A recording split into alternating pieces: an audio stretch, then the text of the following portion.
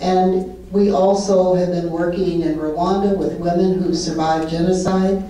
Many of you know the story of Rwanda, so I won't talk about it in detail. But one of the little discussed parts of that story is that rape was a war crime in Rwanda. Women were systematically raped and infected with HIV. So there's clusters and clusters of women who have survived the genocide and are living as widows, but they're infected with HIV. There's a number of groups that are working to help the women either live independently or live collectively, depending on what their health and requirements are. And there's other groups that are helping women to grow and to reconcile. I think according to the most recent statistics, Rwanda is 54% women as a result of the genocide that occurred in 1994.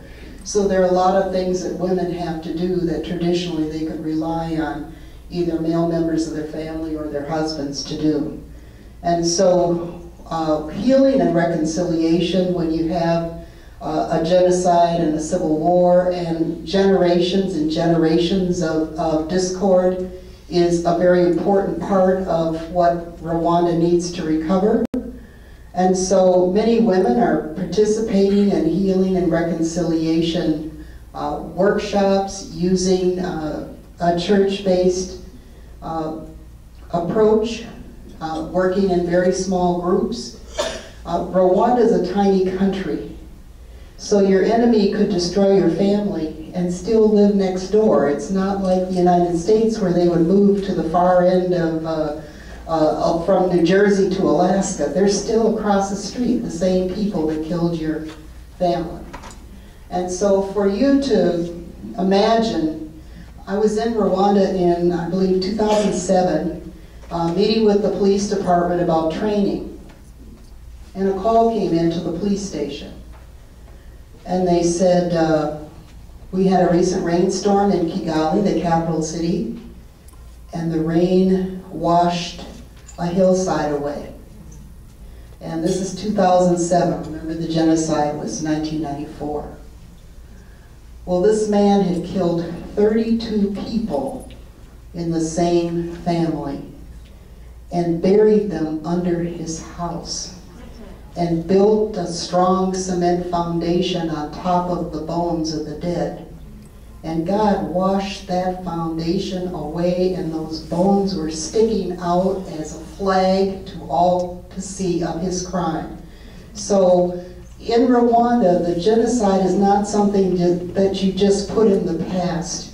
You have people sleeping with the bones of their relatives in their home because they have no money to pay for a funeral. You have bodies being recovered every time there's a new construction or an excavation or a remodeling. And so it's something that is never fully put to rest. It's something that people have to deal with constantly. And so many times when the West thinks, oh, that's behind, and what a wonderful job the Rwandan people have done, you also have to realize this is a society that is now growing up because of the genocide, without grandfathers, without fathers, without many people who are my age because they were killed in 1994. So we went to a home that had been built by the Rwandan government for children of orphans who had survived the genocide. And the first thing this young man, who was probably 19 or 20, said, "It's so nice to see old people. We don't get to see old people anymore." And what he really meant was, when the average age of the population is 43 years old, in terms of life expectancy, somebody who is older than 43 is an old person. And they don't get to see many people of older generations in these kind of communities where 800,000 plus people were killed in 100 days. And so keep Rwanda in your prayers, as well as North Minneapolis and other communities where there's still needs. Kenya is facing a lot of challenges. They have an election coming up. I believe the final date for the election now is March of 2013, and I was part of a team that helped intervene during the election crisis in 2007, 2008, and we are hoping and praying that there will be an opportunity for the democratic process to move forward. Several of the candidates have been indicted by the International Criminal Court, so it's going to be a rough and bumpy road going toward the election. The foundation's work in Kenya is going to be critical because one of the things that we were able to really have an open talk about is politicians withholding necessary aid to communities. So we went to a health clinic and their medicines were expired, malaria zone, no mosquito nets, and not the surgical gloves or anything needed to deliver the babies that were coming.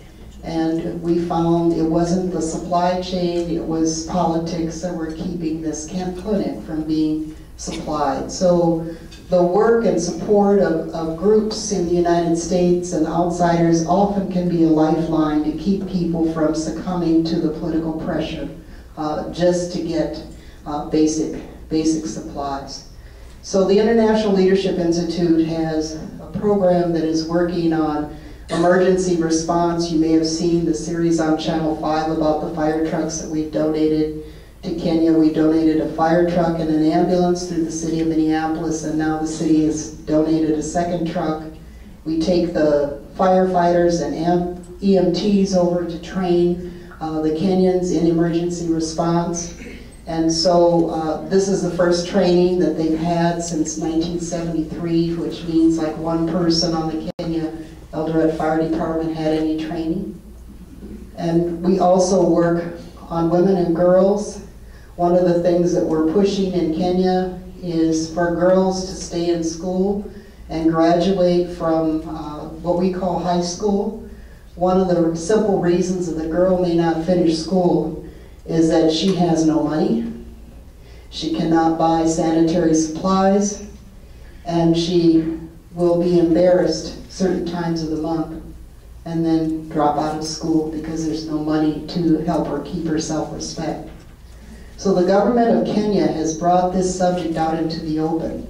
They passed a law saying that the government needs to supply sanitary towels to the schools. But when we went to the schools, school by school, there was either no information or an uneven interpretation of the policy or just no supplies.